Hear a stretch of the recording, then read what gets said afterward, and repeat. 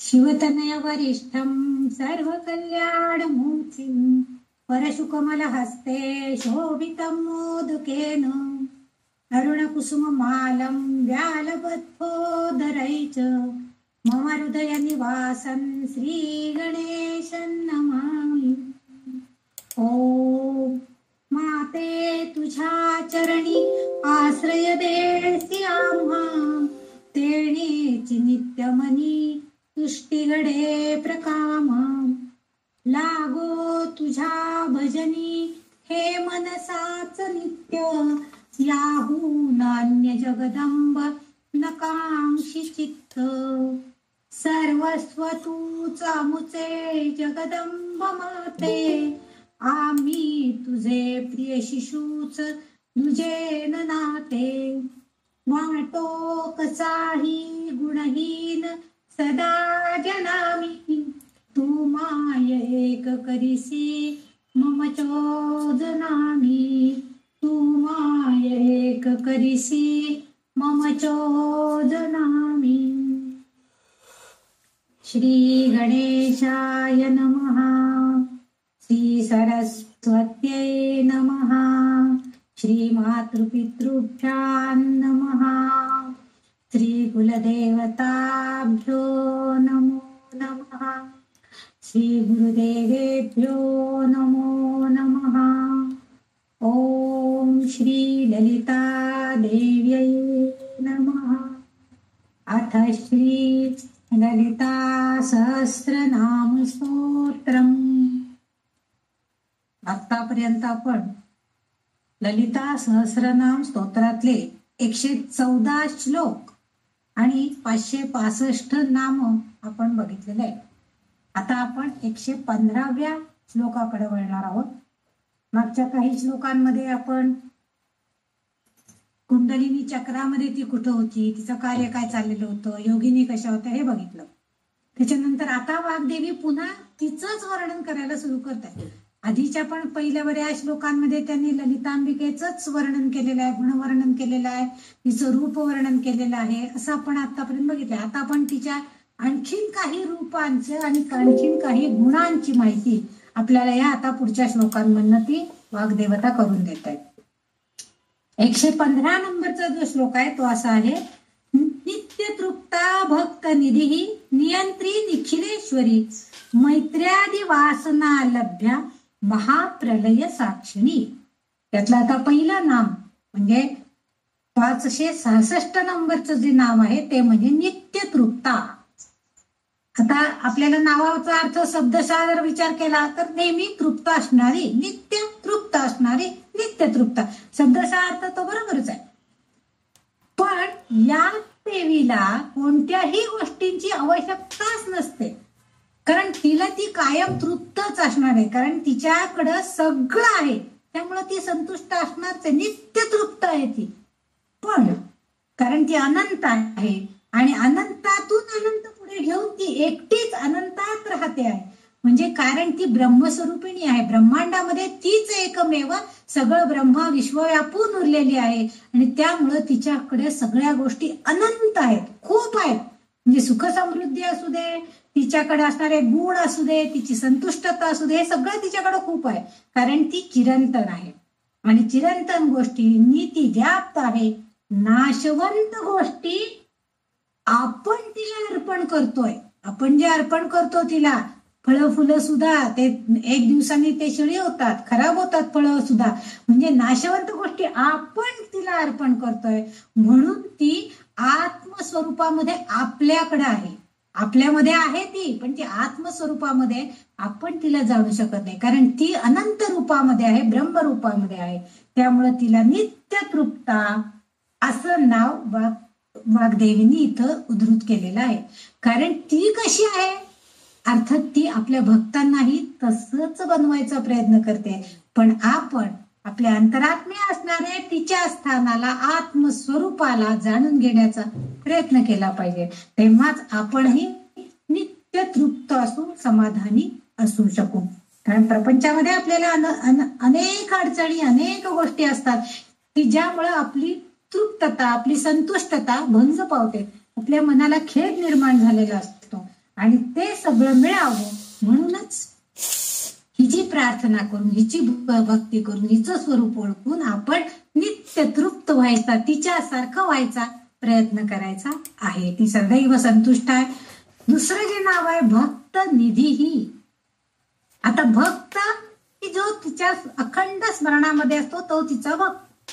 आणि निधीही म्हणजे काय, तर ती भक्ताचं सर्वस्व किंवा निधी म्हणजे आपण म्हणतो जमा रक्कम. आपण म्हणतो ना की चला आता रामरायाचं मंदिर बांधायचे, त्याच्यासाठी निधी गोळा करायच्या कामासाठी मी जात होते रोज, असं आपण वक्तव्य करत असतो. आता हा निधी म्हणजे काय, आपण पैसा गोळा करत असतो, म्हणजे जमा रक्कम किंवा खजिना, म्हणजे आपल्याकडं त्या पैशाचा खजिना जमा करण्याचा आपण करत असतो. पण इथं त्याचा अर्थ भक्त निधी आहेत. म्हणजे काय, तो भक्त सदैव तिच्या स्मरणामध्ये आहे आणि तो भक्त तिच्या भक्तीमध्ये लीन असतात. त्यांच्यासाठी ती परम वैभव स्वरूपामध्ये, म्हणजे त्यांच्याकडे सुद्धा तो भक्तीचा खजिना साठलेला आहे आणि त्यामुळं ती सुद्धा कशी होते, त्या खजिन्याच्या स्वरूपामध्ये. आपण काय करतो, आपल्याला काय गरज लागली तर आपल्याकडे जो शिल्लक काय पैसा असेल, निधी शिल्लक असेल, त्याच्यातनं आपण खर्च करत असतो. काहींच्याकडे असतं की पगार झाला की सगळे हे दूधवाल्याचं द्यायचं, हे पेपर बिलाचं द्यायचं, हे लाईट बिल भरायचं, हे सगळे निधी आपण वेगवेगळ्या ठिकाणी काढून ठेवत असतो. मग जसं जसं जे द्यायचंय, लाईट बिल भरायचंय त्यातले पैसे लाईट बिलासाठी वापरायचे, पेपरवाला आला पेपरवाल्यासाठी द्यायचे, म्हणजे असं हा जो निधी आहे तो आपण वाटून देत असतो. तसं हे जे भक्त आहे, भक्त निधी म्हटलेलं आहे, म्हणजे भक्तांचा खजिना. म्हणजे इथं तो जे भक्त तिच्या भक्तीमध्ये लीन आहेत त्यांच्यासाठी ती कशी आहे, तर परम स्वरूप आहे.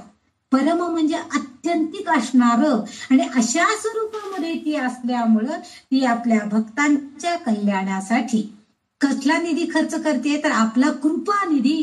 म्हणजे तिच्याकडे असणारा जो कृपा निधी आहे, कृपा दृष्टी तिची आपल्यावरती, तो खजिना ती रिक्त करते आपल्या भक्तांवरती, कारण त्यांच्यावरती कृपेची सदैव सावली धरण्याचं काम करते आहे. आणि म्हणून तिला इथं म्हणजे आपल्याकडील कृपा निधी रूपी खजिना त्यांना ती प्रदान करते आहे. म्हणजेच ती त्यांनाही वैभव संपन्नता सुद्धा प्रदान करते.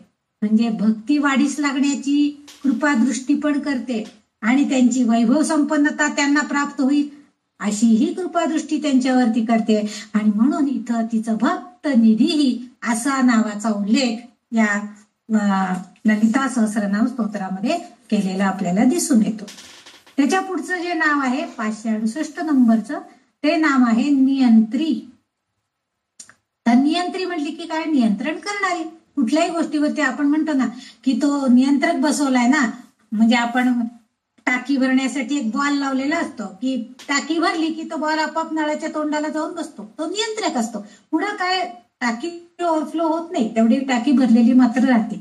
नियंत्रण करणारी, चालना करणारी अशी ती विश्वाची मार्गदर्शक आहे. इथं तिचा अर्थ असा आहे की नियंत्रण करते म्हणजे काय करते, तर विश्वामध्ये जे आपण सर्व जगाची जी सूत्र आहेत ती सूत्र हलवून नियंत्रण करण्याची शक्ती तिच्यामध्ये आहे. आपण म्हणतो ना भगवंताच्या कृपेशिवाय झाडाचं पान सुद्धा हलत नाही.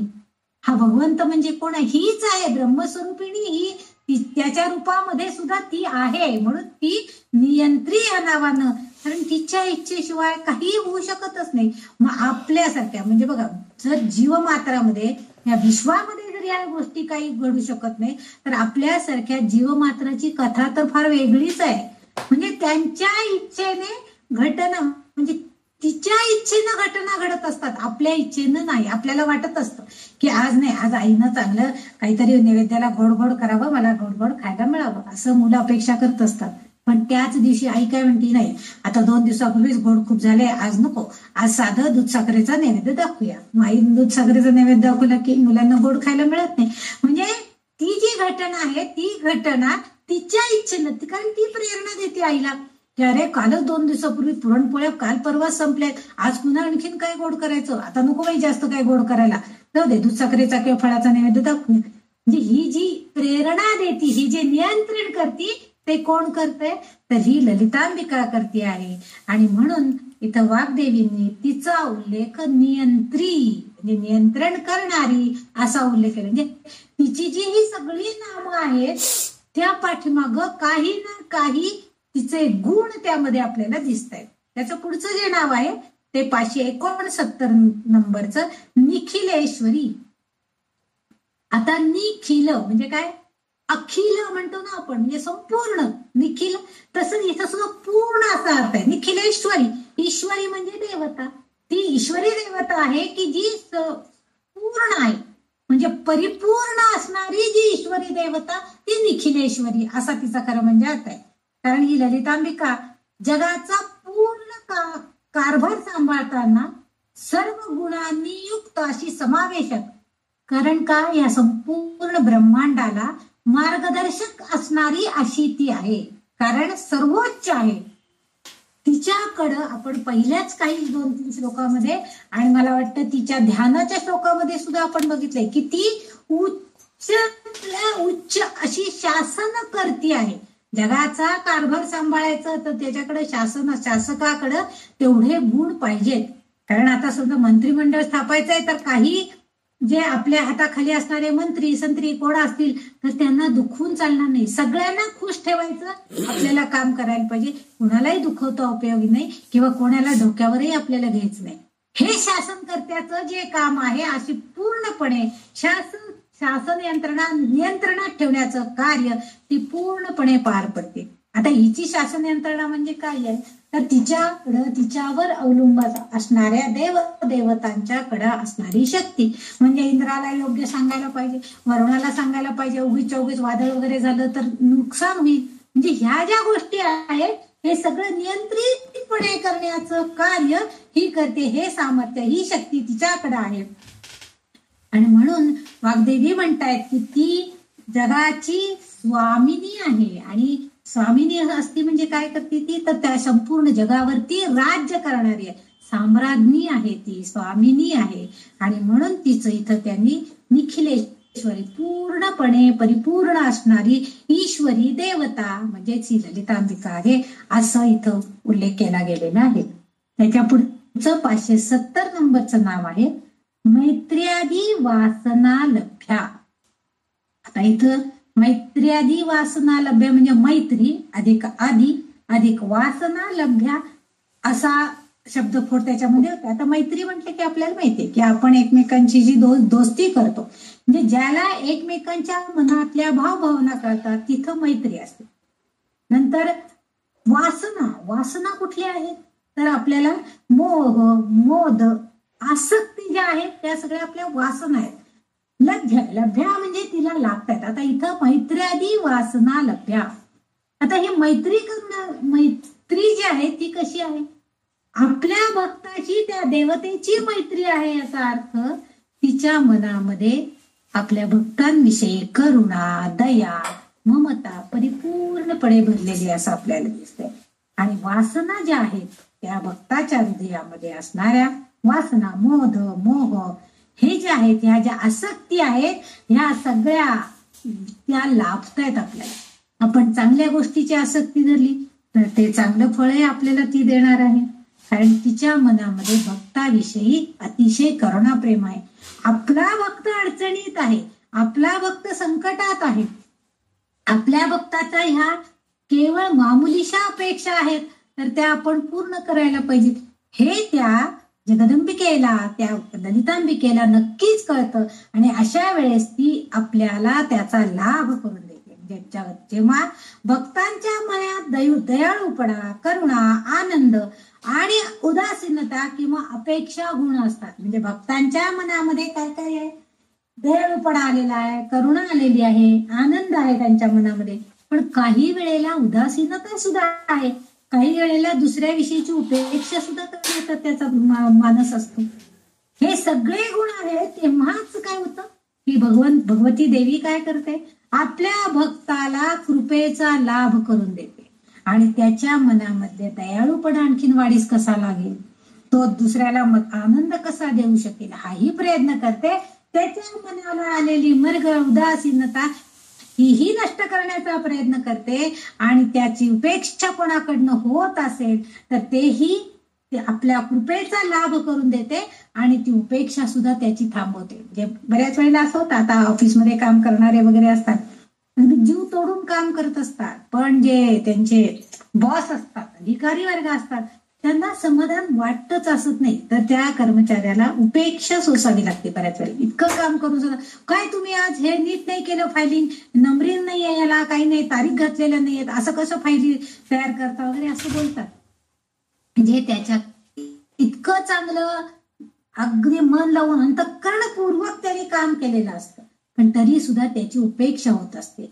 अशा वेळेला त्याला योग्य ते मार्गदर्शन ही ललितांबिका करते आणि त्याला बुद्धी देते की नाही, तू आता आज जे काम करशील त्याच्यामध्ये चूक राहता उपयोगी नाही, तुझी उपेक्षा आता थांबली पाहिजे. म्हणजे तिची कृपा दृष्टी त्याच्यावरती जाते, तिच्या कृपेचा लाभ त्याला होतो.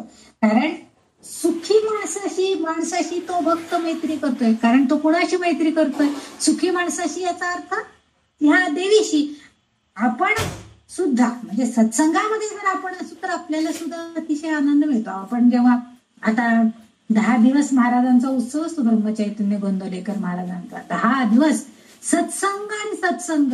काही ठिकाणी भजन चालू असतं, काही ठिकाणी प्रवचन चालू असतात, नामस्मरण चालू असतात, अखंड तिथं कार्यक्रम चालू असतात.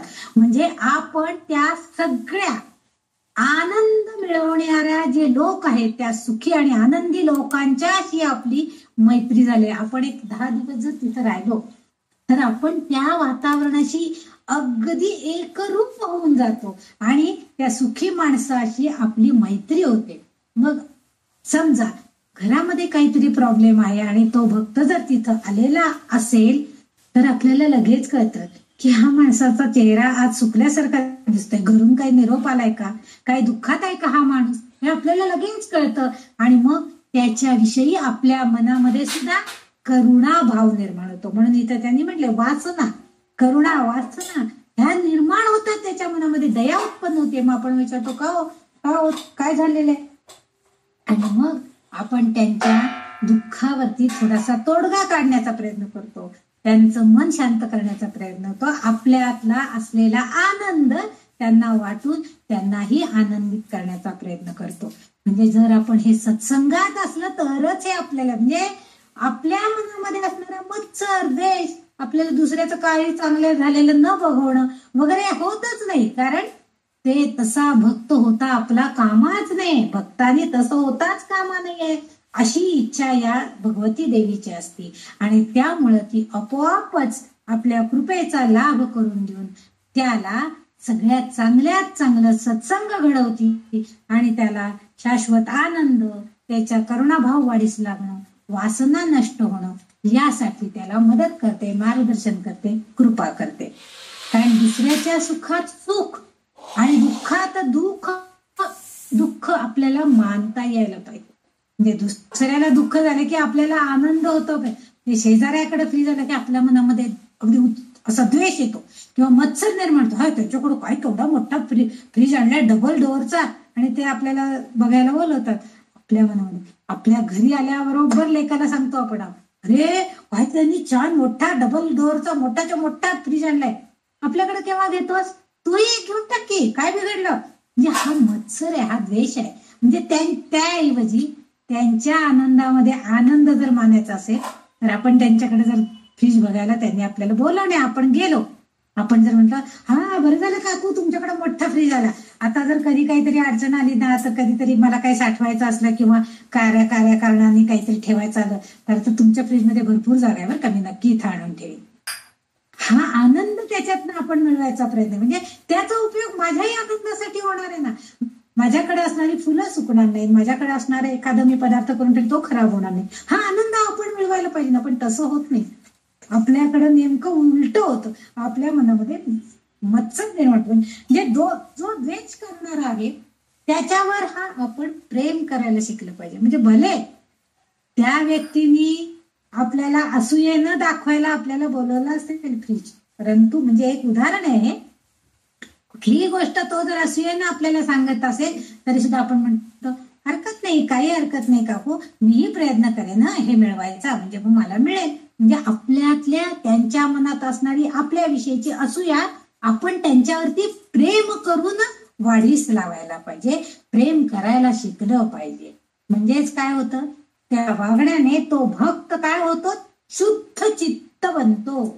आता इथे शुद्ध चित्त बनतं म्हणजे इथं जे वासना लभ्य म्हणजे त्याला हे लाभतं, काय लाभतं, तर त्याचं अंतःकरण चित्त शुद्ध होतं. म्हणजे सकारात्मक पॉझिटिव्ह थिंकिंग जे आहे ते विचार विकसित करायला ही ललितांबिका ही भगवती देवी आपल्या कृपेनं करते आणि आपली आसक्ती आपोआप कमी कमी होऊन जाते.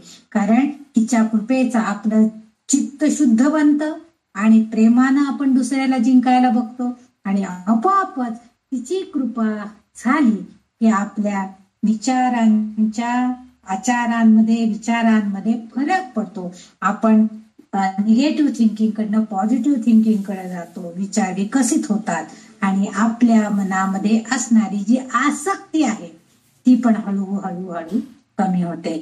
आणि म्हणून वाग्देवींनी हे जे नाव इथं त्यांनी मुद्दाम इथं उद्धृत का केलंय, मैत्र्यादी वास, म्हणजे खर तर मैत्री आपल्याशी, परंतु तो खोटा दिखावा असणारी मैत्री नको आहे, तर ती शुद्ध चित्त अंतःकरणानं आपण त्या दुसऱ्या व्यक्तीशी मैत्री केली पाहिजे, करुणेचा भाव आपल्याकडे पाहिजे, आसक्ती नष्ट करण्याचा प्रयत्न आपण केला पाहिजे.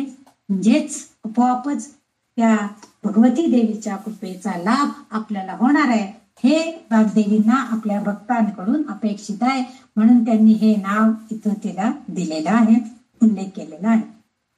आता पुढचा जो शब्द आहे म्हणजे नाम आहे तिचं महाप्रलय साक्षिणी. आता बघा बऱ्याचशा तिच्या नामांमध्ये महा हा शब्द आलेला आहे. महा म्हणजे मोठं, महान, जास्त प्रमाणामध्ये. 232व्या नावामध्ये सुद्धा 232 नंबरचं जे नाम आपण अभ्यासलेलं आहे त्याच्यामध्ये महातांडव साक्षिणी असा उल्लेख आलेला आहे. आणि आता इथं महाप्रलय साक्षिणी आहे. आता तांडव म्हणजे काय आहे, तर अचानक एखादं रौद्र रूप निसर्गानं धारण केलेलं आहे, आपण त्याला तांडव म्हणतो. म्हणजे अचानकपणे एखादी संकट आपल्यावरती येतं आणि त्याची साक्ष असणारी, त्याला हजर असणारी, त्याची साक्षिणी असणारी अशी ही ललितांबिका आहे, असं त्यावेळच्या त्या नामामध्ये सांगितलं. आणि इथं तसंच पुन्हा महाप्रलय साक्षिणी म्हणलं. म्हणजे प्रलय जेव्हा झालेला होता, म्हणजे असा उल्लेख आलेलाच आहे.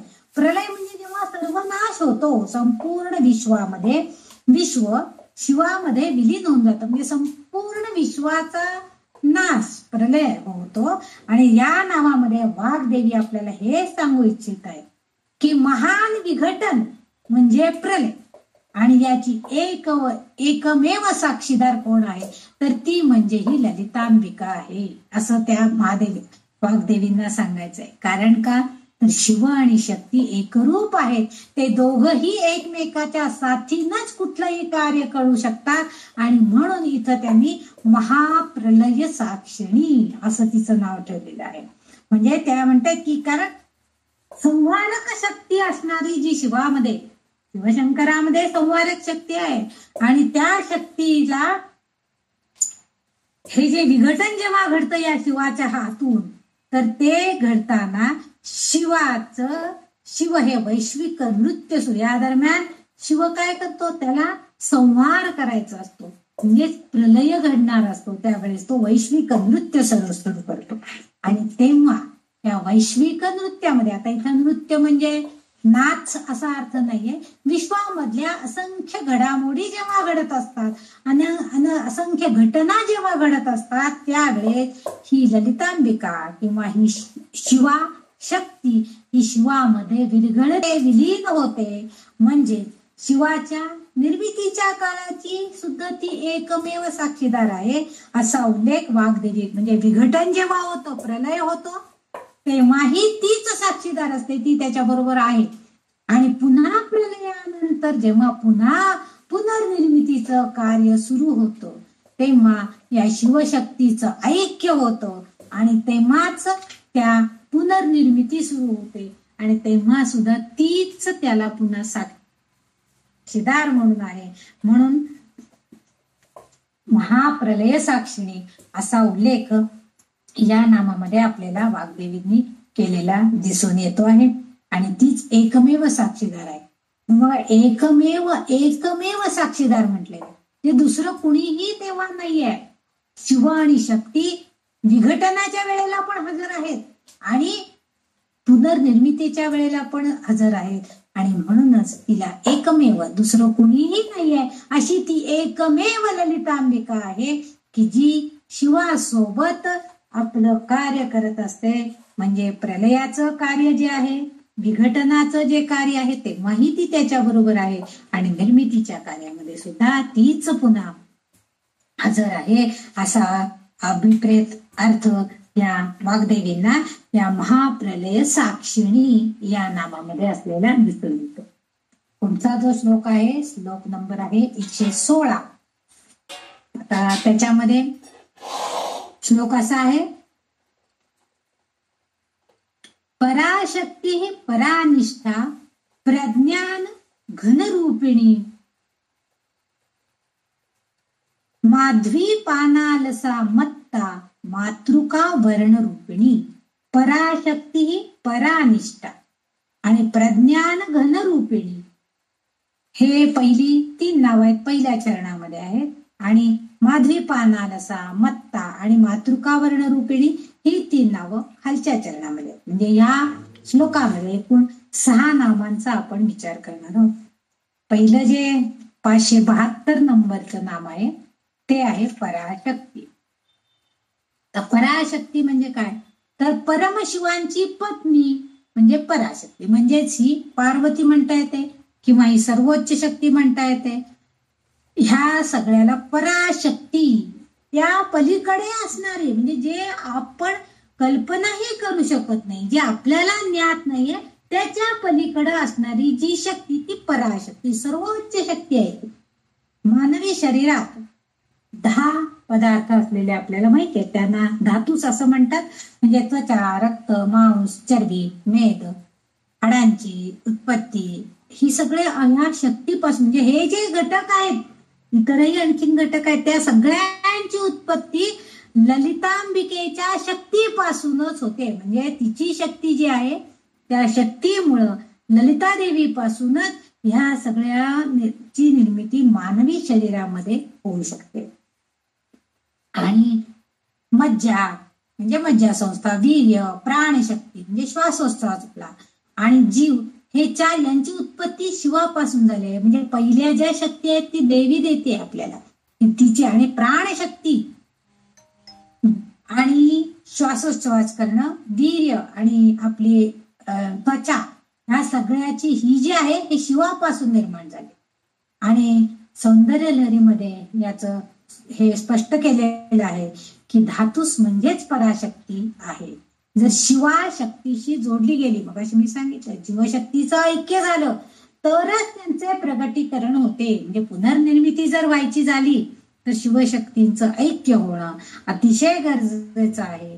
आणि त्यामुळं तेव्हा तर त्यांचे प्रगटीकरण होते. अन्यथा नाही तर काय होतं, शिव स्पंदनही करू शकत, म्हणजे तो एकटा काही करू शकत नाही आणि शक्ती पण एकटी काही करू शकत नाही. उपनिषदांमध्ये याचा उल्लेख असा केला आहे की शिवाकडे ज्ञानाची शक्ती आणि कृतीची शक्ती नैसर्गिकच आहे. म्हणजे त्यांच्याकडे ज्ञानशक्ती आहे, कृतीशक्ती आहे, कृतिशीलता आहे, हे सगळं खरं आहे. परंतु पण शक्तिदेवतेच्या शक्ती त्याला मिळाली, शक्तिदेवतेच्या कडची असलेली चेतना शक्ती ही त्याला मिळाली शिवाय तो काहीही करू शकत नाही. शैव धर्मग्रंथामध्ये असे म्हणतात की पूज्य देवी आणि सर्वोच्च देवी ही चेतना आहे.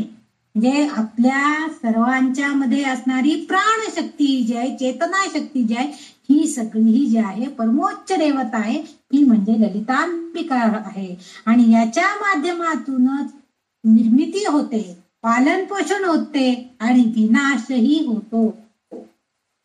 ही चेतना शक्ती नुसतीच मनुष्य निर्मितीचं कार्य करते असं नाही आहे, तर ती पालन पोषण करण्यासाठी भगवंताला सुद्धा सहाय्य करते आहे.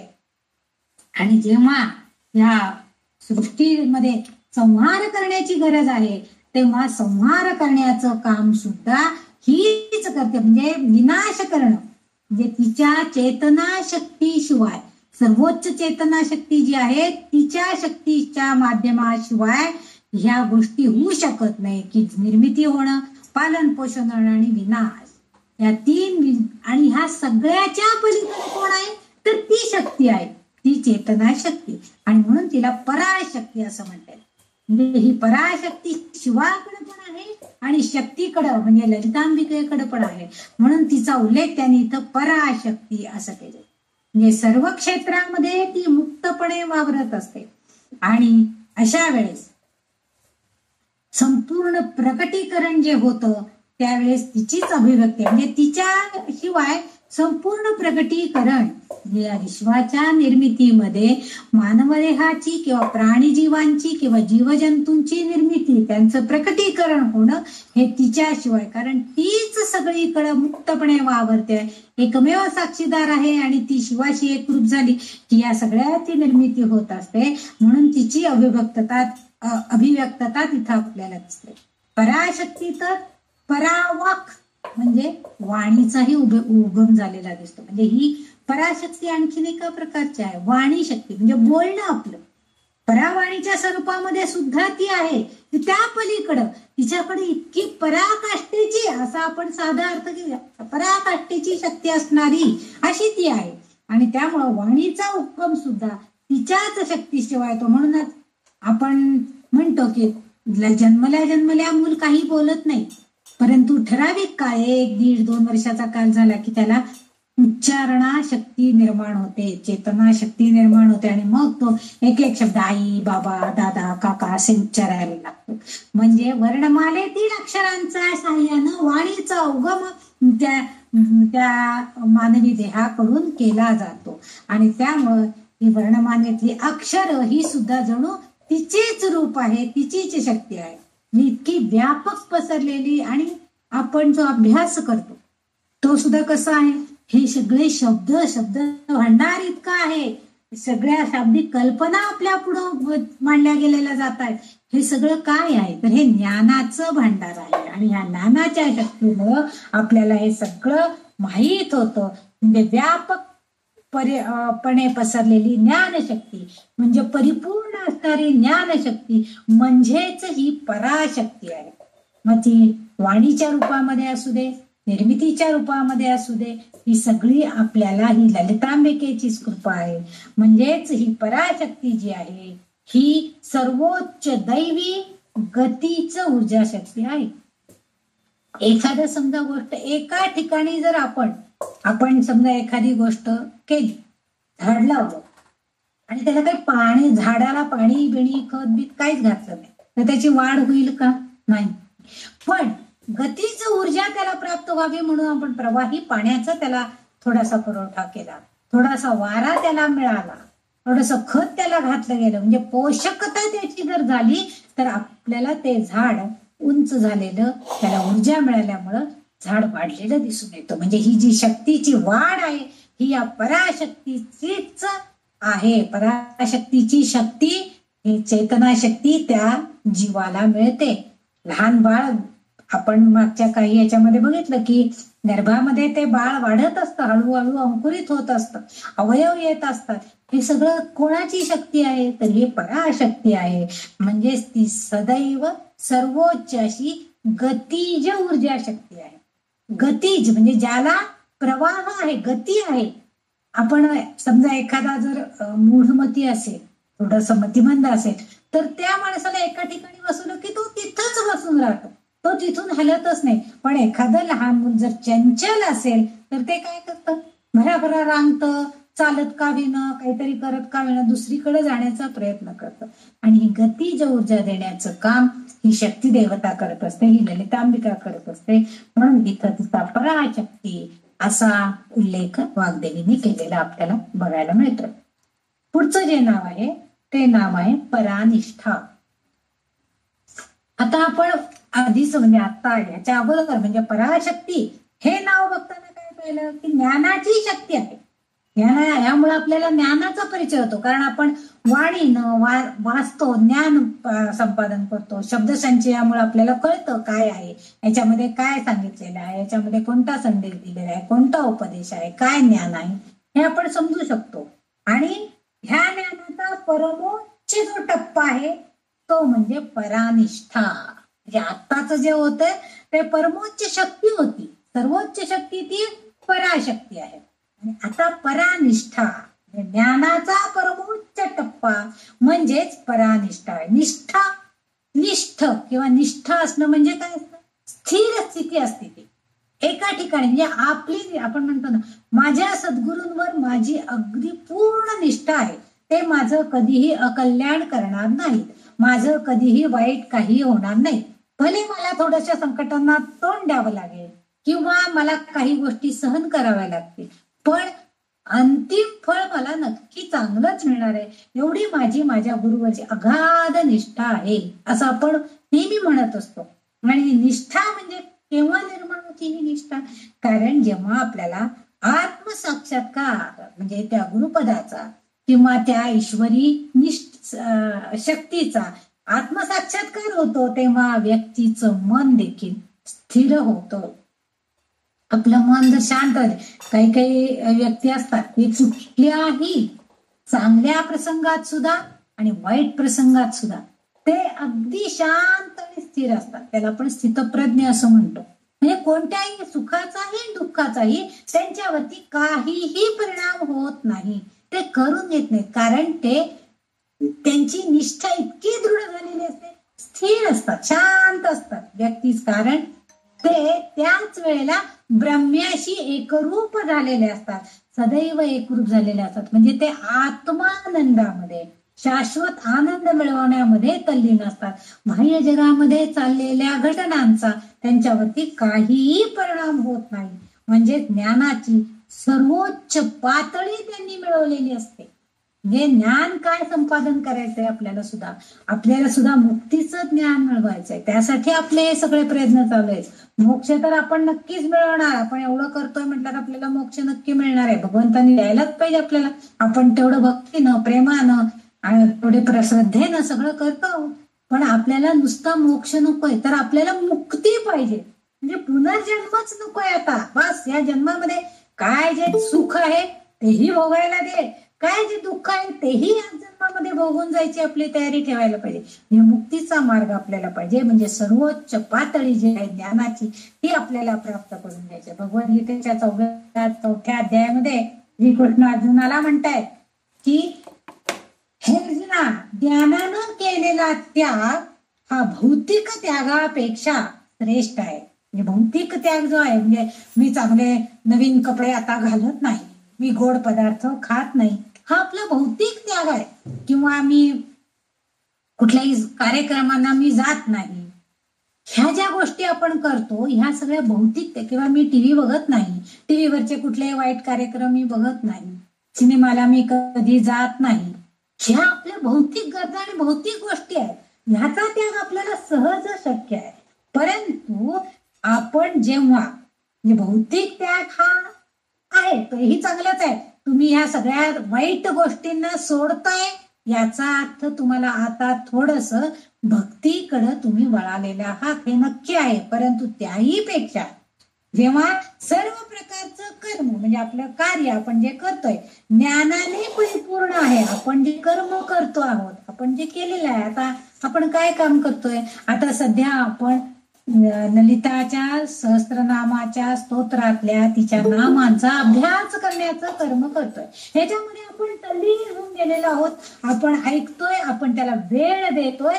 ह्या कशासाठी? तर आपल्याला ते ज्ञान मिळवायचंय की ज्या नामा इतकी नावं कशी काय तिला ठेवलेली, कोणते किती किती नावाचा उल्लेख आहे, इतकी नावं ती म्हणजे होय तिच्याकडे एवढे गुण आहेत म्हणूनच तिला एवढी नावं दिलेली.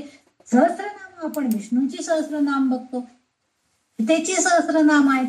म्हणजे की परिपूर्ण ज्ञानानं आपल्याला परिपूर्ण व्हायचं असेल तर आपण भौतिक त्यागापेक्षा आपल्या कर्माचा त्याग म्हणजे ज्ञानानं आपल्याला समजून घ्यायचं की आपण काय कर्म करतोय, ते कर्म चांगलं आहे का वाईट आहे हे आधी समजून घेऊन मग त्याचा त्याग करायचा आहे. म्हणजे आपल्या हातनं जर कोणाला दुःख, म्हणजे समजा आपण कुठल्या तरी कार्यक्रमाला गेलो आणि आपल्या पुढे एखादी उंच व्यक्ती बसली तर आपल्याला स्टेजवरचं काही दिसत नाही. मग आपण आपल्याला मनात आधी असं चडफड होते, अरे समोरच्या स्टेजवरचं मला काही दिसत नाही, कशाला मी काय कार्यक्रम बघायला आले, हिचं डोकं बघायला आले का, असं मनामध्ये विचार येतात. दोघांची कर्म चांगली, ती व्यक्ती सुद्धा ते प्रवचन ऐकायला, आपणही प्रवचन ऐकायला गेलेला असतो. पण आपणच समजा की त्या व्यक्तीमुळे आपल्याला दिसत नाहीये ना, आपण आपली खुर्ची थोडीशी एका साईडला करून जर आपण त्या प्रवचन करायला बघून ते बघण्यापेक्षा त्याचे विचार आपल्यामध्ये समजून घेणं, आत्मसात करणं हे जास्त गरजेचं आहे की नाही. म्हणजे आपलं कर्माचा त्याग तिथं पाहिजे. म्हणजे त्या माणसाला दुखवून आपल्याला ते प्रवचनातलं ज्ञान संपादन करायचं नाहीये, तर त्याऐवजी आपण आपल्यात असणारे जे कर्म करण्यासारखं आहे ज्ञान संपदण्यासाठी, तर ते करण्याचा प्रयत्न म्हणजे परमज्ञानाचा, म्हणजे आंतरिक शोध घ्यायचा आहे आपल्याला की मला कुठलं ज्ञान मिळवायचंय, तर परमज्ञान मिळवायला घ्यायचंय आणि ते महत्वाचं आहे. आणि ठीक आहे, त्यातूनही आपण आता अभ्यास करतोय, दासबोध वाचतोय, ललिता सहस्त्रनाम, ज्ञानेश्वरी, देवी भागवत, बरेच ग्रंथ आपण वाचतोय, ऐकतोय, स्तोत्रांचे अर्थ समजून घेतोय. हे सगळं करत असताना ज्ञान संपादनानंतर काय, हे ज्ञान आपल्याला झालं, संपादन झालं, आपल्याला थोडंफार आपण संपादन करूनही घेतलेलं आहे, पण अनुभव गाठीशी येतात. आणि जेव्हा आपल्याला थोडस त्याची अनुभूती यायला लागते तेव्हा त्याला परानिष्ठा म्हणजे, आणि ते अनुभव कसे होतात मग, ज्ञान आणि आपल्याला आलेले अनुभव हे एकमेकाच्या गाठीशी बसतात, म्हणजे एकमेकावर अवलंबून असतात आणि मग ते अनुभव स्थिर राहतात. आपल्याला अनुभव येतो. म्हणजे मला वाटतं मी मागे एकदा पण सांगितलेलं आहे की ब्रह्मचैतन्य महाराजांच्या उत्सवामध्ये आम्ही जेव्हा गेलो 10 दिवस तिथं राहिलो. 10 दिवस म्हणजे जाताना खरं तर आम्हाला शुगर, परंतु तिथं रोज गोड खायचं, किती महान आपल्याला प्रेम करतात, किती देतात आपल्याला, रोज पदार्थ इतके वेगवेगळे आणि गोड पदार्थ खायचे, महाराजांचा प्रसाद म्हणून आम्ही पण ते सगळं ग्रहण करायचो, खायचो. पण जाताना शुगरची जी लेवल होती तीच लेवल आम्ही येताना सुद्धा होती, आल्यावर सुद्धा होती. मनात एक असं वाटत होतं की आता इतके दिवस गोड खाल्ले म्हणजे आता शुगरची लेवल फार अगदी बिघडून गेलेली असणार, खूप वर असणार आहे, हाय असणार आहे. पण आपण तिथं राहून जे नामस्मरण केलं, जे प्रवचन ऐकली, जी कीर्तनं ऐकली, भगवंतावर जी निष्ठा ठेवली, आपण त्या गुरूंवरची जी निष्ठा प्रकट केलेली आहे, त्यामुळं आपल्याला जे ज्ञान संपादन झालेलं आहे त्याची अनुभूती आपल्याला येते, अनुभव येतो. आणि मग आल्यावर सुद्धा हा तेवढीच शुगर आहे, हरकत नाही, म्हणजे काय महाराजांनी आपली शुगर वाढू दिली नाही, हे एक समाधान, हे अनुभव आपल्याला येतो. आणि मग हा अनुभव आला की काय होतं, आपोआपच हा अनुभव आपल्या निष्ठेची स्थिर राहतो. आणि ती जी निष्ठा आहे ती म्हणजे परानिष्ठा, म्हणजे आपल्याला अनुभवांची शिदोरी बरोबर घेऊन जे ज्ञान मिळतं ती म्हणजे परानिष्ठा होय. त्यालाच आपण परानिष्ठा असे म्हणतात, म्हणजे पराशक्तीचं मूर्त स्वरूप. आपल्याला आपण आधीच्या नावामध्ये पराशक्ती बघितली, जे ललितांबिकेकडे असणारी अमूर्त स्वरूपामध्ये पण आणि मूर्त स्वरूपामध्ये असणारी जी चेतना शक्ती आहे ती, आणि तिची अनुभूती जेव्हा आपल्याला मिळते तेव्हा ती अनुभव आपल्या गाठीशी राहतो आणि आपण स्थिर होतो, म्हणजे आपली आणखी निष्ठा त्या कार्यावरची वाढते. की ज्ञान म्हणजे गीतेचा, समजा गीतेचा पाठ करतोय आपण, रोज गीता पठणानं मला अगदी हळूहळू गीता कळायला लागते बरं का. मी अध्याय वाचला ना की थोडासा अर्थ सुद्धा वाचते आणि मला कळतं बरं का की काय ह्या अध्यायामध्ये सांगायचं. खरंच भगवंतांनी किती छान लिहून ठेवले, किती आपल्याला सांगितले, हे थोडस आपल्याला कळायला लागतं. साधं तुम्ही तिची गीता जी प्रार्थना आहे ओम पार्थाय प्रतिबोधिता, ती सुद्धा अगदी मनापासून अर्थ समजावून घेऊन म्हणा, किंवा गीतेचं महात्म्य ती अर्थ समजून घेऊन म्हणा, हे ज्ञान आपल्याला थोडस झालं की आपली निष्ठा आपोआप त्या गीतेच्या ज्ञानामध्ये, संपादित झालेल्या ज्ञानामध्ये एकनिष्ठ होती आणि तिथंच ती स्थिर राहते. ती परत ती त्याच्यापासून विचलित होत नाही. म्हणजे आज ज्ञान झाले आणि उद्या ते निघून गेले असं होत नाही. आपण तिथं एकनिष्ठपणे जेव्हा जेव्हा आपण गीतेचं महात्म्य वाचू, गीता महात्म्य वाचू, त्या वेळेला आपल्याला की रोज स्नान केलं, गीता वाचन केलं म्हणजे रोज जसं आपण स्नान करतो, शुचिर्भूत होतो, तसं गीता वाचल्यानं, गीता महात्म्य वाचल्यानं आपल्याला त्या पठणानं चांगलं ज्ञान मिळते हे आपल्याला कळायला लागतं. आणि ही जी अनुभूती आहे, हा जो अनुभव आहे, हा अनुभव आपला स्थिर होतो आणि त्यालाच परानिष्ठा असं म्हणतात. ही परानिष्ठा काही वेळेला मूर्त स्वरूपामध्ये कधी म्हणजे पराशक्तीचं मूर्त स्वरूप म्हणजे परानिष्ठा होय त्या व्यक्तीवरची. कधी कधी एखाद्या व्यक्तीचं सुद्धा आपल्याला ती व्यक्ती बोला फुलाला गाठ पडते आणि सांगते, हो तुम्ही म्हटलं ना म्हणून मी केलं बघा, तुमच्यामुळं माझं हे झालं, असं जेव्हा आपण म्हणतो म्हणजे ती व्यक्ती म्हणजे तो भगवंत आपल्या तिथं आलेला असतो आणि तो अनुभव आपल्याला मिळतो आणि आपले आपोआपच त्या व्यक्तीवरची निष्ठा दृढ होती. त्याच्याकडचं आणखीन ज्ञान आपल्याला मिळावं, आणखीन काहीतरी ऐकायला मिळावं हे आपण प्रयत्न करतो आणि हे ज्ञान संपादन करून निष्ठा स्थिर होणं ही परानिष्ठा असं म्हटलेलं आहे. त्याच्या पुढचं जे नाव आहे 574 नंबरचं नाव आहे प्रज्ञान घनरूपिणी. आता प्रज्ञान म्हणजे म्हणजे प्रकांड ज्ञान असं आपण थोडक्यात म्हणूया. प्र म्हणजे खूप असं समजूया आणि ज्ञान आपल्याला जे ज्ञान मिळतं ते ज्ञानशक्ती. घन, आता घन कशाला म्हणतो आपण? घन स्वरूप म्हणजे लोखंड हे घन स्वरूप आहे, पाणी हे द्रव स्वरूप आहे, हे आपल्याला हा फरक नक्की माहितीये. घन म्हणजे जे अविचल आहे, जे अचल नाहीये, ते चालू शकत नाही, एका ठिकाणी अतिरूप अविचल असणार घनरूप असं जे. आता इथं हे काय दगडधोंडे असा अर्थ आपल्याला अपेक्षित नाही. आपल्याकडं असणार जे ज्ञान आहे की जे ज्ञान अविचल आहे, घनरूपिणी आहे. घन म्हणजे सर्वोच्च अत्युच्च असं जे ज्ञान आपल्याला प्राप्त झालेलं आहे ते पराकाष्ठेचं ज्ञान शक्ती असणारी, असं रूप असणारी अशी ही ललितांबिका असा शब्दशः अर्थ प्रज्ञान घनरूपिणी या शब्दाचा आपल्याला मिळतो. म्हणजे आता प्रज्ञान घनरूपिणी म्हणजे श्रेष्ठ ज्ञानाची एकाग्रता. जे आपल्याला जे ज्ञान मिळालंय ते ज्ञान सतत आपल्या डोक्यामध्ये पाहिजे की काय बाबा हे, याचा अर्थ असा आहे, मग आपण असं वागायला पाहिजे का, हे आपल्या सतत डोक्यामध्ये पाहिजे. एकाग्रता, ज्ञानाची एकाग्रता होती. काय होतं, अज्ञान असतं आपलं काही काही गोष्टींमध्ये आणि अज्ञानामुळं अपवित्र राहिलेले जे ज्ञान आहे हे ज्ञान इंद्रियांच्या आणि आपल्याला आपली हेच होतं. मानवी देह असा आहे ना की काय फुललाशी बरलिया रंगा अशी आपली अवस्था आहे. वरवरच चांगलं दिसलं की आपण लगेच त्याच्याकडं आकर्षित केलं जातो. म्हणजे आपल्याकडं असणारं जे ज्ञान आहे हे अपूर्ण आहे आणि त्यामुळं त्याला अपवित्रता येते आणि मग आपल्या ज्या कृती आहेत, आपण ज्या इंद्रियांमार्फत ज्या कृती करतो त्याच्यातून काय होतं की आपोआपच त्या कृतीतून आपण दूषित होतोय.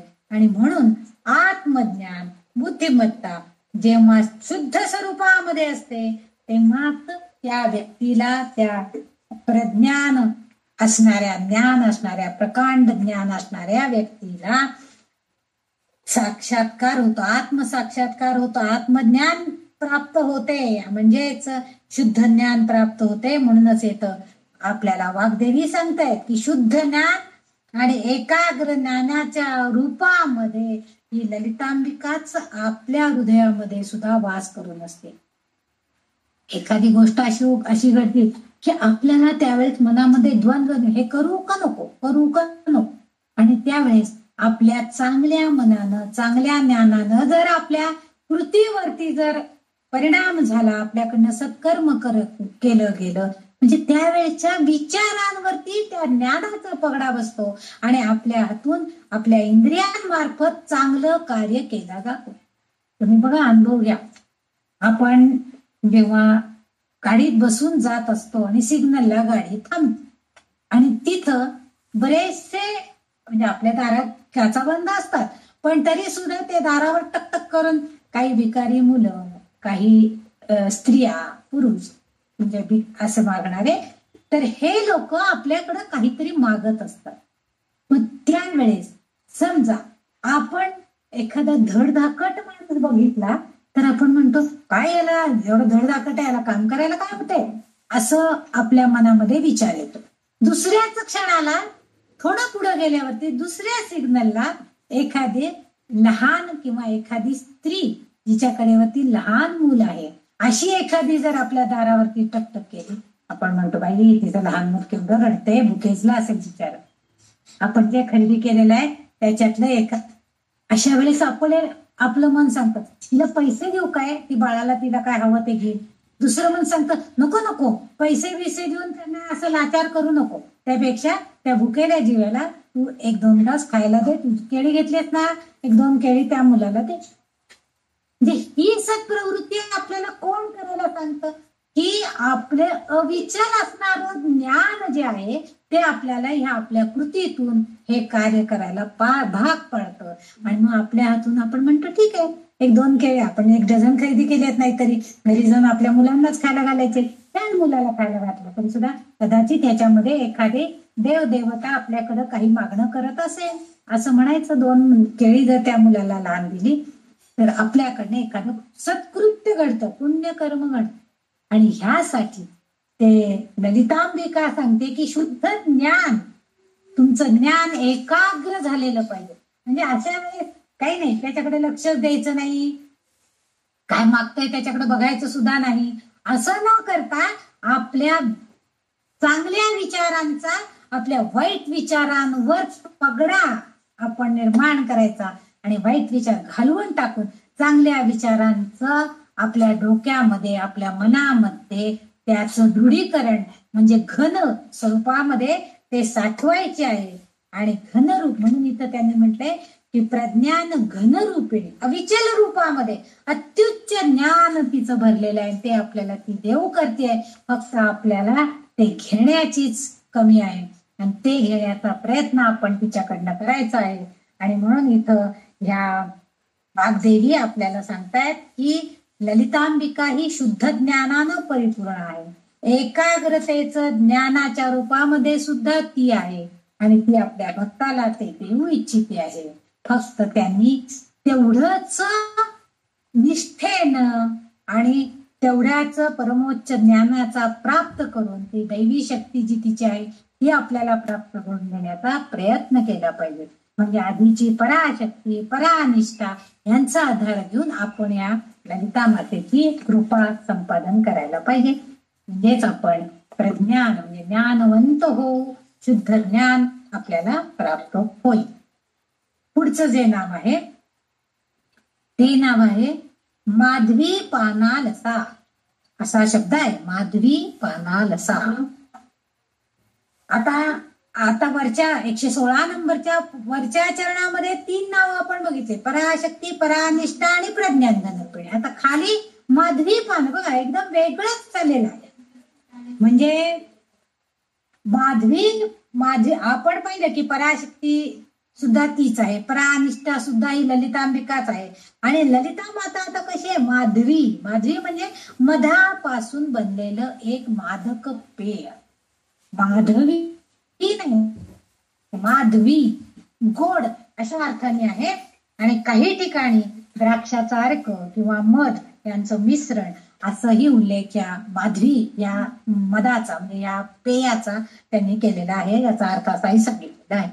विशेष असा आहे की माधवी रसपान केल्यामुळं म्हणजे आपण म्हणतो ना आपण खूप दमून आलेलो असतो आणि आपल्या घरी आल्यावर आपण काही कबर चहा टाकते, खूप दमले आता एक कबर चहा घेते आली. आणि समजा ती नोकरी करून सून घरी आली आणि सासूने एक कबर तिला चहा करून दिला तर तिला किती अगदी बरं वाटतं. हा आज खूप ऑफिसमध्ये काम झालं तर आई तुम्ही चहा करून दिलात, मला अगदी आता तरतरी आली बघा. आता संध्याकाळचं मी सगळं बघते, आता तुम्ही दिवसभर बाळाला बघितलेत ना, आता काही करू नका मी सगळं करते. पण त्यासाठी ते पेयरस जो आहे तो चहाचा अमृतपान जे आहे ते तिला एक कपभर केलं तर ते शक्य आहे. म्हणून इथं काय आहे माधवी रसपान म्हणजे या मध आणि द्राक्ष यांचा जो एकत्र मिश्रण आहे हे हा रस जर आपण रसपान केला म्हणजे घेतला तर अंगामध्ये जो आळस भरला आहे, जी धुंदी आली आहे ती सगळी नष्ट होते. पण यामध्ये असा अर्थ अभिप्रेत आहे म्हणजे नुसता आपला तो रस घेतला त्या अंगातला आळस जाणार, धुंदी जाणार, झालं. मग आपण सगळेजण असं मद्य प्यायला सुरू करूया म्हणजे आपोआपच आपल्याला जो थंडीमुळे आळस आळस आळस अंगामध्ये अशी आळस भरलेला आहे असं काय निघून जाईल. असा अर्थ इथं अभिप्रेत नाहीये. तर त्याचा अर्थ की प्रज्ञान घनरूपिणी ती बनलेली आहे आणि आत्मसाक्षात्कार त्या भक्ताला तिने करून दिलेला आहे. आणि मादक पेय रससेवनामुळे ती समाधी म्हणजे तो भक्त आता कुठल्या पदाला प्राप्त झालेला आहे तर तो समाधी अवस्थेकडे आता गेलेला आहे.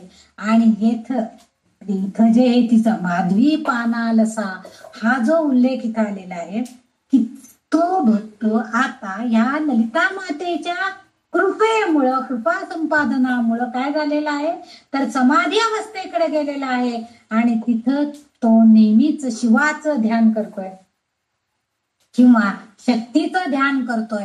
आणि तिथं ध्यान करत असताना त्या अवस्थेमध्ये त्याला परम आनंदाचा आनंद घेता येतो, त्याला शाश्वत आनंद प्राप्त होतो असं आपल्याला इथं दिसत. म्हणजे आपल्यामध्ये असणारा आळस धुंदी जी आहे ती सगळी त्यामुळं नष्ट होते. आता आपल्या सगळ्यांना म्हणजे प्रत्येकाला हा अनुभव आहे. एखाद्या दिवशी इतका कंटाळा येतो की एकही काम करायचं नाही, पडू दे काही नाही, साड्यांच्या घड्या घालायच्याच नाही का, राहू दे तुझे कपडे पडू दे, उद्या सकाळी बघता येईल घालू घाल्या, काय आता कोण यायचंय मला याचं पारितोषिक द्यायला असं म्हणून आपण तसंच टाकून ठेवतो. म्हणजे माझं स्वतःच सांगते, मी तरी असं करते बऱ्याच. कंटाळा आला सगळं ठेवून टाकायचं, निवांत बसायचं. तुम्ही नसाल तुम्ही सगळ्याजणी चांगल्या कामसू असाल पण मी नाही येत. तर तशा आळशीपणामुळे एखादं काम तसंच राहिला तर आपण असं एखादं, आणि मग त्यानंतर कसं होतं 3-4 वाजले की छान आलं बिलं घालून एखादा चहा घेतला, आता तरतरी आली, मग आपण आपली सगळी कामं उरकायला सुरू करतो. हे जे आहे इथं काय होतं तर आपल्याला आनंद प्राप्तीसाठी ज्या गोष्टी करायच्या आहेत त्या करण्याकडे आपला कल जातो. म्हणजे आतापर्यंत आपल्या मनाला आलेली मरगळ ही नष्ट होते आणि आपण समाधी अवस्थेकडे प्राप्त होतो. इथं आणखीन एक गोष्ट असं सांगावं असं वाटतं की आपण जेव्हा कुंडलिनी चक्रांच्या गोष्टींचा अभ्यास केला, चक्रांचा अभ्यास केला, तर त्यावेळेस जेव्हा आपल्यातल्या ह्या शक्ती हळूहळू वर वर चढत मुकुटाकार चक्रापर्यंत जातात तेव्हा तिथं अमृत रसाचं स्त्राव होतो. हा अमृत म्हणजे काय आहे? संजीवनी आहे.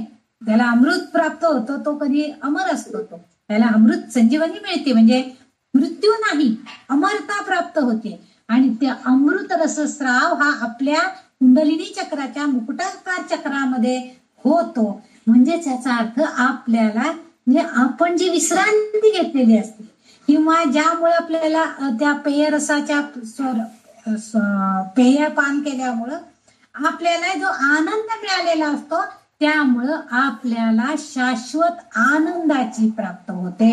आणि येथे काय होतं ती चैतन्य ब्रह्माची पण एकाग्र होतो. माझं हे राहिलेलं काम मला आता पूर्ण केलं पाहिजे. काम झालं की मला आता तोपर्यंत देवाजवळ दिवा लावायची वेळ येते, मग देवा लावून आपण पुढचं देवाचं सगळं म्हणायचं वगैरे. हे सगळे विचार म्हणजे ताबडतोब ह्या चैतन्य शक्ती जी आपली आहे ती लगेच जागृत होते. आणि ब्रह्म्याशी एकरूप होण्यासाठी जे करायचं आहे म्हणजे घर पसारा ठेवून चांगलं वाटणार एका मनाला नाही, मनातली मरगळ निघून गेलेली आहे, आपोआपच घरातली मरगळ पण आपण काढून टाकणार आणि मग आपण त्या ब्रह्म्याशी एकरूप होण्याचा प्रयत्न करणार आहे. कारण खरं तर ही जगदंबिका, ही ललितांबिका हीच सर्व आनंदाचं कारण आहे. आणि ती तिच्या योगाने जे आहे ती ते सगळे आपल्या भक्तांनाही देत आहे. कारण तीच सगळी सर्वस्वाची मालकीण आहे. म्हणजे कोणतीही गोष्ट आपल्या भक्ताला प्रदान करण्यासाठी, भक्ताला मिळवून देण्यासाठी ही ललिता माता सक्षम आहे.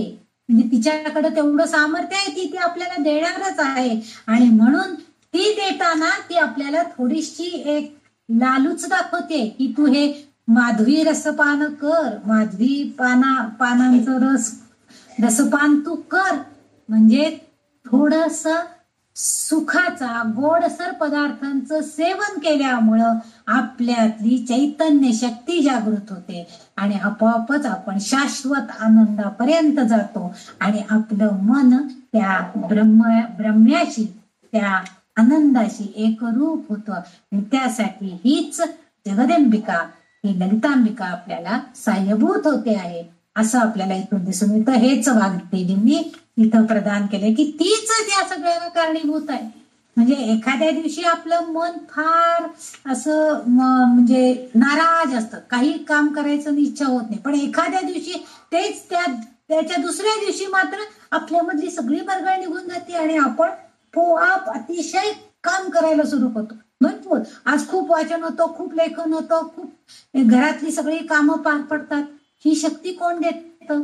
तर त्यावेळेस आपल्यामध्ये भूताकार चक्रामध्ये असणारे जी शक्ती आहे ती चेतना शक्ती आपल्याला अमृत रसपान करवते आणि त्यामुळं आपल्यातली शक्ती जागृत होते आणि आपण सर्व कार्य चांगल्या प्रकारे पार पडतो आणि त्या चांगल्या कार्यातून आपल्याला आनंद मिळतो, शाश्वत आनंद. कारण ही ललितांबिका स्वतःच एक आनंदाचं कारण आहे. ती स्वतः आनंदित असते कायम, तिचे हे गुण आपण मागं बघितलेले आहेत आणि ती इतरांनाही आनंद देण्याचं काम सदैव करीत असते आणि ती भक्तालाही ते मिळवून देण्याचं काम करते. त्यासाठी ती त्याला ती शक्ती प्रदान करते. हाच या माधवीपानालसा आहे जे त्यांनी उल्लेख केलेला आहे त्याचा अर्थ असावा असं वाटतं. पुढचं जे आहे मत्ता. आता इथं 576 नंबरच्या नाव नुसतं मत्ता असं त्यांनी उल्लेख केलेला आहे. तर मत्ता म्हणजे काय? तर उन्मत्तपणा. आपण म्हणतो ना काही काही घरांमध्ये काही मुलं अतिशय उन्मत्तपणानं, आपण म्हणतो ना काय उन्मत्त मुलं आहे, तो एवढा ऍक्सिडेंट घडवला, मोटरसायकल त्याच्या अंगावर घातली आणि उन्मत्तपणे बेदरकारपणे पुढे निघून गेला बघा. बघितलं सुद्धा नाही कोण पडले किंवा काय, आजीला काय लागले का, काय काही नाही, उन्मत्तपणे गेला निघून पुढं. ही जी मत्ता म्हणजे उन्मत्तपणा आहे. म्हणजे कोणत्याही गोष्टीची नशा आली की आपोआप उन्मत्तपणा येतो. म्हणजे एखादा मुलगा असतो किंवा एखादी व्यक्ती असते की ज्याच्याकडे समजा भरपूर संपत्ती आली, समजा भरपूर एखाद्याच्याकडे सत्ता आली तरी सुद्धा ह्या मत्ता त्याच्याकडे आपोआप येते. सत्ता आली तरी मत्ता येते आणि पैसा आला तरी सुद्धा मत्ता येते. म्हणजे काय, उन्मत्तपणा येतो अंगामध्ये. दुसऱ्याची किंमत काहीच नाही. आता इथं हा उन्मत्तपणा येतो. आता या मागच्या नामामध्ये आपण द्राक्ष रसापेक्षा वेगळा माधवी रस थंड असलेला यांच्या सेवनानं मध्यधुंद अवस्था येणे म्हणजे सुद्धा आता ह्या आणखी नाही का इथं त्यांना अपेक्षित आहे की हा माधवीपान केलेला आहे, माधवी रसाचं रसपान केलेलं असेल तर त्यावेळेस एक मध्यधुंद अवस्था येते. आता त्याचा अर्थ त्यांनी मगाशी समाधी अवस्थामध्ये जाऊ शकतो असा अर्थ लावलेला आहे. त्याचा दुसरा असं मध्यधुंद जर अवस्था प्राप्त झाली तर अंगामध्ये उन्मत्तपणा पण येतो. त्या दारुड्याला काय करणार आहे, आपण गाडी जोरात चालवतोय का भाळू चालवतोय, तो कोणाच्याही अंगावर घालून टाकणार. पण समाधी अवस्थेमध्ये जर गेलो तर त्याला मात्र आत्मानंद प्राप्त होतो. म्हणजे ह्या माधवी रसाचं रसपान केल्यामुळं दोन अवस्था त्याच्यामध्ये आपल्याला बघायला मिळतात. एक म्हणजे उन्मत्तपणा येणं आणि एक म्हणजे समाधी अवस्था प्राप्त होणं. दोन भिन्न गोष्टी आपल्याला त्याच्यामुळे मिळू शकतात. या दोनही गोष्टींना अर्थात समाधी अवस्था प्राप्त व्हायची असेल तर त्यावेळेस ललिता मातेची कृपा असणार आहे आणि उन्मत्तपणा हा आपल्या स्वतःच्या अंगात असलेला माज किंवा आपल्यामध्ये असणारा उन्मत्तपणा आहे, ज्यामुळे आपण ह्या गोष्टी म्हणजे ही दोन्ही नावं, आत्ताच हे मत्ता हे नाव आणि मगाचं असलेलं माधवीपानालसा हे दोन्ही नावं काय करतात, आनंदाची अवस्था कशी असते ते आपल्याला स्पष्ट करतात. एक तर कुंडलिनीच्या ध्यानामध्ये प्रगतीचा टप्पा गाठून अंतर्मुख राहून आपण आपल्याला आत्म्याचा शोध घेतो आणि आनंद मिळवतो म्हणजे समाधी अवस्था प्राप्त होतो. आणि एक म्हणजे दुसरं जे आहे ते म्हणजे रसपान करून उन्मत्तपणा अंगात येतो धुंद अवस्था प्राप्त होते. आणि त्या अवस्थेमध्ये सुद्धा मनाला आत्मानंद मिळतो, पण त्याच्यामुळं कदाचित दुसऱ्याला मात्र त्रास होण्याची शक्यता असते. आणि म्हणून ह्या वाग्देवतेंनी इथं दोन्हीही संदर्भ सांगितलेले आहेत. आपण काय मिळवायचं ते बघा. ललितांबिका आपल्याला दोन्ही द्यायला तयार आहे. उन्मत्तपणा पण तुम्हाला देणार आहे आणि साधनावस्था पण देणार आहे. आपल्याला काय हवं ते आपण ठरवायचंय. आपल्याला जे शाश्वत आनंद मिळवायचा आहे तो आनंद इतरांनाही देता यावा हा प्रयत्न आपण करायचा आहे, का स्वतःपुरता धुंदीमध्ये नशेमध्ये राहून आपल्या पुरता आनंद मिळवायचा आहे, हेही द्यायला ती झुकलेली आहे. अशी ही ललिता माता हिच्याकडे हे गुण आहेत असं त्यांनी सांगितलेलं आहे. त्याच्या पुढचं नाम जे आपण म्हणतोय, म्हणजे आपण त्यासाठी आपल्या आत्म्याचा शोध घेतला पाहिजे आणि आपल्याला अंतर्मुख होऊन आपला आनंद मिळवण्याचा प्रयत्न करायचा आहे. आणि त्यासाठी ती सहाय्यभूत नक्कीच होईल.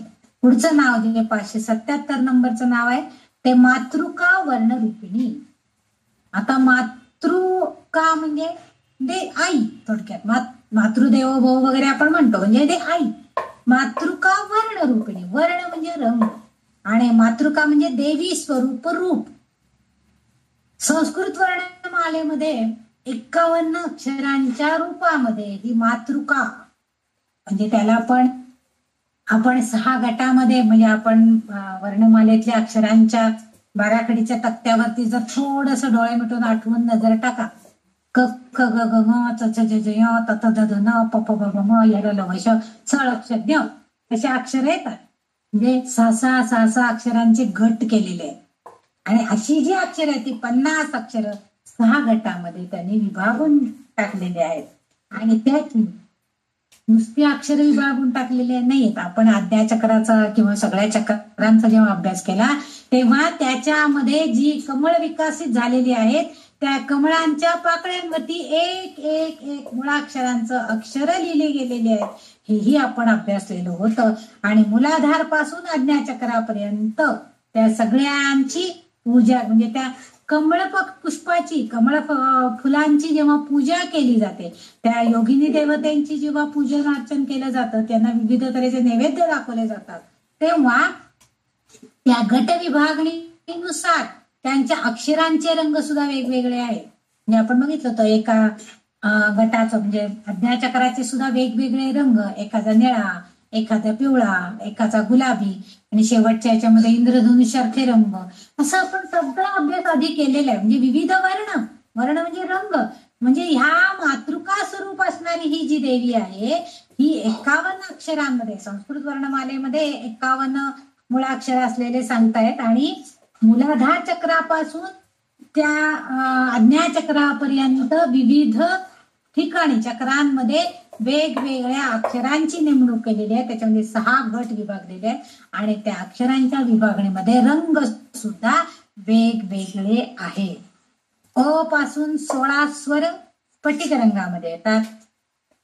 व ते म पर्यंत 25 व्यंजन प्रवाल रंगामध्ये येतात. य ते ह ही 9 अक्षर पिवळ्या रंगामध्ये येतात आणि क्ष हे रंग शेंद्री रंगामध्ये येतात.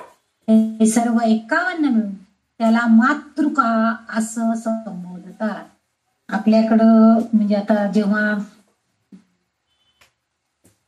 लग्न किंवा लग्न कार्य वांग निश्चय असतो किंवा त्या सुपामध्ये ते असे दर्भाचे हे करून त्याची पूजन वगैरे, त्याला मातृका पूजन असं म्हणतात बघा. ऐकलं असेल कधी तर तुम्ही. 2 पणत्या एकमेकावर बांधून किंवा गडूवर पणती बांधून असं ते पूजन असतं. त्या सगळ्यांना माहिती आहे. आपण लग्न कार्यामध्ये आपण म्हणतो ना, आम्ही घरीच ती पूजा करूनच आलोय, आम्ही काय ते कार्यालयात वगैरे आता काही करणार नाही, आमचं घरातच आम्ही सगळं केलेलं आहे.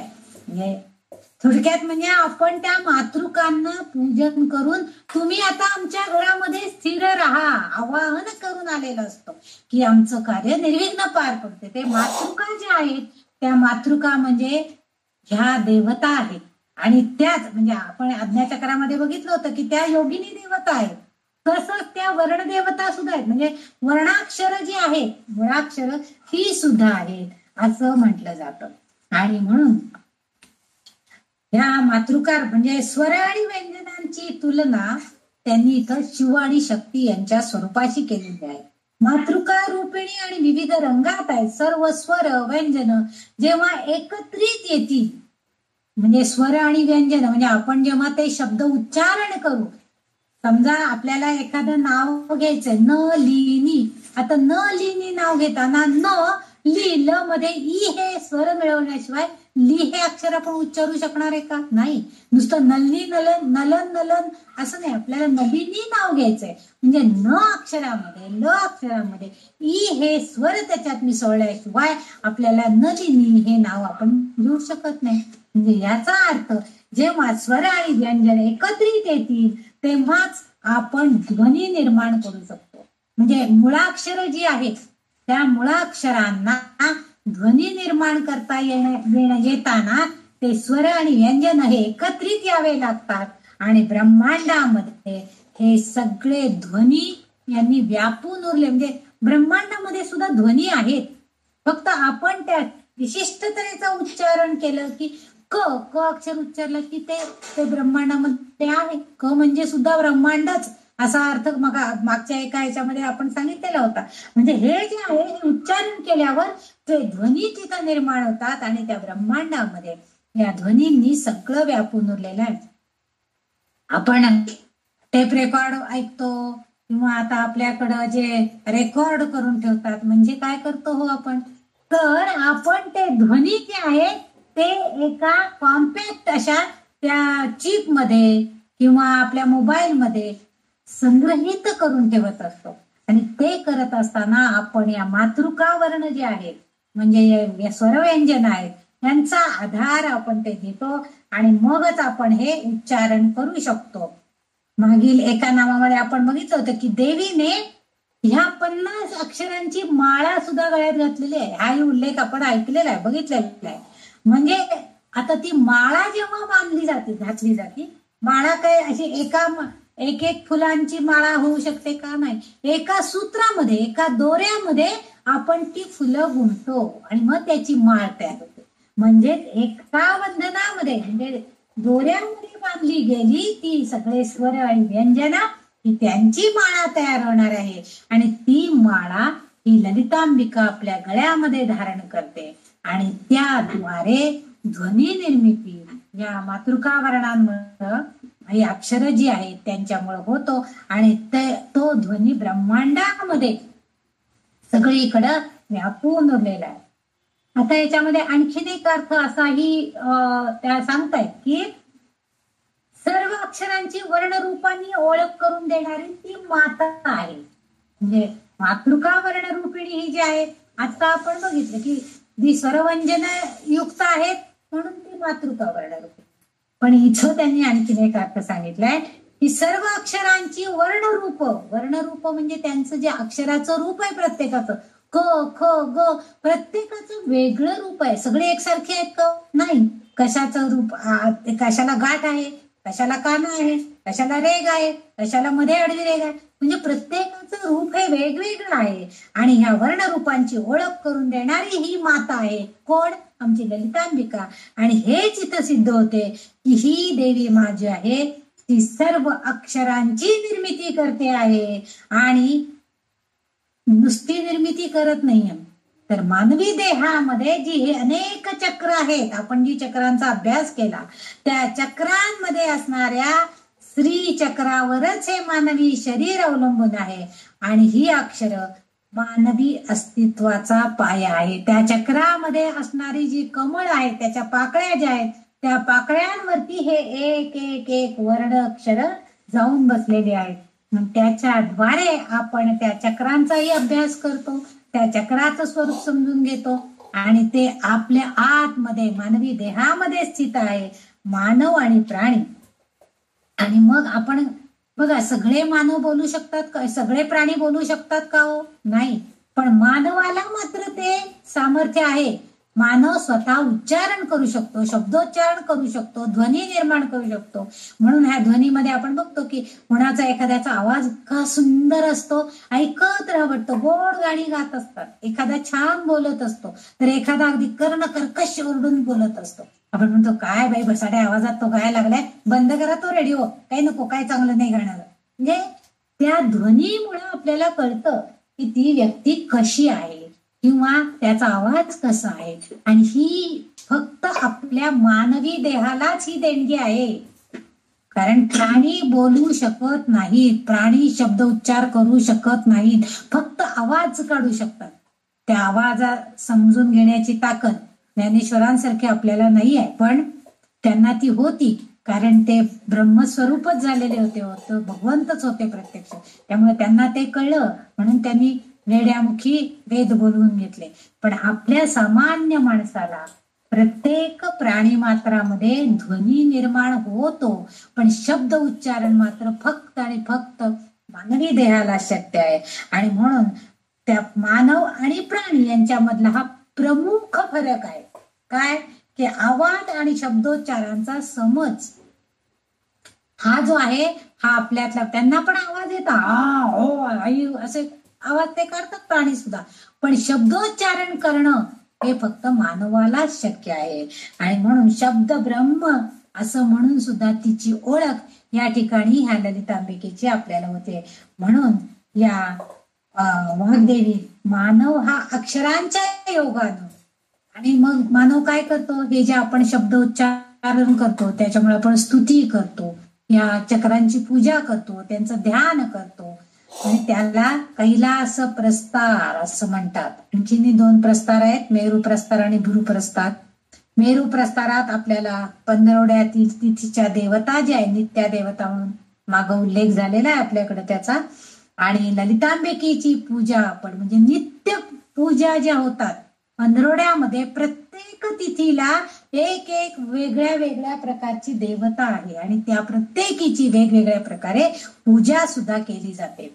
आणि प्रत्यक्ष सहस्रनामाच्या लेखन करणाऱ्या ज्या वाकदेवता आहेत त्याही श्रीचक्राचं ध्यान करतात. आणि अशा प्रकारे त्या प्रस्तार म्हणजे पायऱ्यानुसार, म्हणजे त्यांनी बघा तुम्ही ह्या सहस्रनामाच्या जेव्हा त्यांनी लिहायला सुरुवात केली तेव्हा त्या 8 जणी एकत्र येऊन या वाग्देवतेंनी 8 देवतांनी येऊन म्हणजे प्रत्येकीनं एक एक पायरी एक एक पायरी एक एक पायरी, प्रस्तार म्हणजे पायऱ्या, एक एक पायरीनं त्या ललितांबिकेचं वर्णन करण्याचा प्रयत्न केलेला आहे. आणि त्याला सहाय्यभूत आहेत ते म्हणजे हे शब्द ब्रह्म. आणि त्या शब्द ब्रह्माच्या योगानं आपण सुद्धा काय करतो, त्या देवतेची स्तुती करतो, तिची स्तोत्र गातो, भजन गाऊन तिला आळवणी करतो, कधी छान छान आरत्या म्हणून तिची आळवणी करतो, कधी नामस्मरण करून तिला आपलंसं करून घेण्याचा प्रयत्न करतो. आणि हे सगळं तिचे जे गुण आहेत त्यामुळं तिचा उल्लेख मातृका वर्ण रूपिणी असा केलेला आहे. म्हणजे ती माता सर्वोच्च माता आहे, अनेक रंग धारण करणारी आहे, आणि इथं ती सिद्ध माता आहे असाही उल्लेख होतोय. आणि म्हणून वाग्देवींनी तिला मातृका वर्ण रूपिणी अशा उल्लेख केलेला आपल्याला दिसून येतो. श्लोक नंबर जो 116 मला वाटतं आपण इथं थांबावं आज, 117 नंबर, कारण ते पण मोठा आहे जराशी. आणि 17 नंबर महाकैलास इंद्रिया. पुढच्या वेळी बघूया, 5 वाजायला आलेच आहे. कोणाला काही एखादा गणपती आज आपण इथंच थांबूया, आणि पुढच्या वेळेला आपण पुढच्या 17 नंबरचा श्लोक आपण नक्कीच पुढे बघूया. आणि आतापर्यंत जे आपण नामावली वेगळी आणि सहस्रनाम स्तोत्र जे आहे, स्तोत्र जे आहे त्या स्तोत्रामध्ये तिची जी सगळी नावं आलेली आहेत त्यांचा अभ्यास आतापर्यंत आपण केलेला आहे. 577 नावापर्यंत आपण आलेलो आहोत. हळूहळू आपण सहस्रनामाकडे पण जाणारच आहोत. आज आपण इथंच थांबणार आहोत. त्या जगदंबिकेची कृपा, त्या भगवती देवीची कृपा, त्या ललिता मातेची कृपा आपल्या सगळ्यांवर सदैव राहू ही चरणी प्रार्थना करते. आणि आज इथंच थांबते. पुढच्या वेळेला पुढच्या श्लोकांचा अर्थ आपण नक्कीच बघूया. जय जगदंब, जय भगवती.